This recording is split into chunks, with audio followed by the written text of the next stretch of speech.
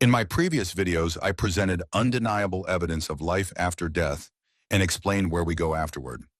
I also discussed what dreams truly are and revealed the tragic consequences faced by those who commit suicide even after their passing. Additionally, I shared several NDE stories I've collected over more than 20 years of researching the phenomenon of death and life beyond the physical body. If you haven't watched them yet, I encourage you to click on the name of my channel and go to the Videos tab, where you'll find all the content I've created so far. In this episode, I'll share another NDE story with you. This is the account of a woman who, during her clinical death, walked with Jesus through a heavenly garden. However, something made her yearn to return to her physical body. Let's begin.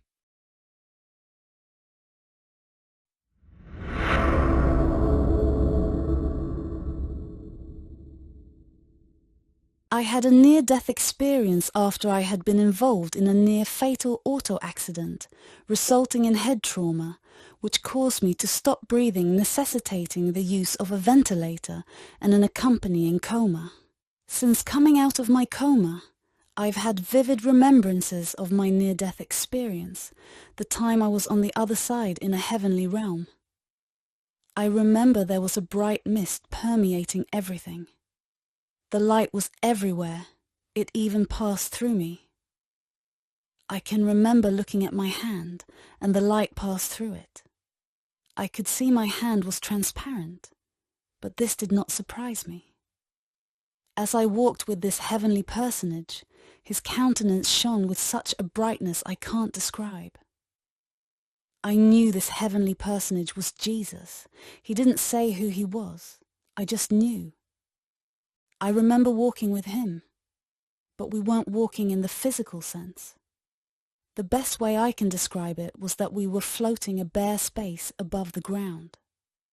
Everything had an overall whiteness and brightness about it. You could see the color bright green of the plants. I could see the water, and a bright glow surrounded everything. The water was so sparkling clean. I remember wanting to bend over and take a drink from the stream that was running through this garden we were walking through. When I tried to scoop up the water in my hands, the water ran through my hands, literally, and it wasn't wet. Jesus stopped walking and looked at me while I was bent over trying to drink this water. I could feel his eyes on me. My thirst for this water, even though I wasn't able to put it to my lips and drink it, was gone. I can't describe the sensation I felt when the water was passing through my hands, but I did feel something though.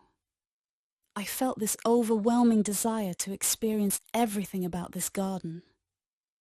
When this heavenly being and I talked, it wasn't with our mouths, but I knew that we were communicating. His countenance fairly shone, and how he felt about me shone forth around him. He simply exuded love and concern and caring for me. The feeling of peace was indescribable. I was given the choice that I could either come back to this earth and live more life or stay with him there in heaven. We both knew that returning to this earth would be a struggle, because I had told him that I wanted to come back to this earth life if I could help myself and others. He knew that I didn't want life on this earth if life meant being trapped in an unresponsive body, unable to communicate. The look of love in his eyes as he looked at me filled my heart with joy then. And as I write this, that feeling of joy I felt then comes back to me anew. I don't know how I did this, but I could see my husband there in the hospital holding my hand and talking to my body. It was as if I was in the room, but I was seeing him from a different vantage point, other than through my eyes. I felt a strong desire that I wanted to return to the earth and live more life with my husband, if I could communicate with him and help him. The Lord understood and heard the desires of my heart.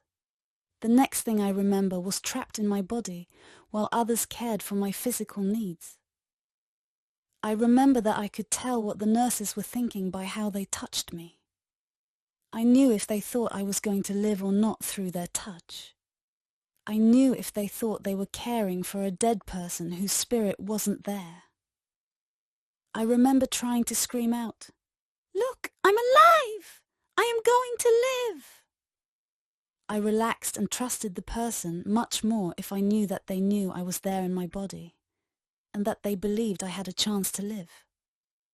I obviously could read their thoughts. While in this heavenly realm as a spirit, I remember communicating telepathically.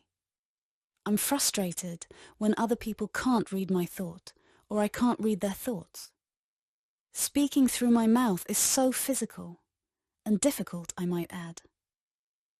The phrase this world uses, being soulmates, generally in romantic terms, is referring to the communication between two souls.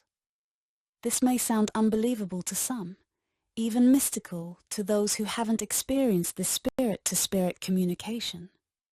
To communicate on a spiritual level is very profound, a great blessing. And here is another NDE story that provides us with a wealth of knowledge about life beyond the material body. After her physical death, our protagonist found herself in a heavenly garden accompanied by a luminous being whom she identified as Jesus. On one hand, she described how much she enjoyed being there and wanted to experience everything the place had to offer. On the other hand, her strong attachment to her husband made her yearn to return to her physical body and continue her earthly life. Once again, we see how our attachments to material incarnations can trap us in the cycle of reincarnation. Since her attachment to her husband was so strong, it is highly likely that she will desire to live many more lives with him in material worlds. This in turn distances her from returning to our true home from where we all once came. It is likely that only through an intense saturation of suffering will she begin seeking the way back.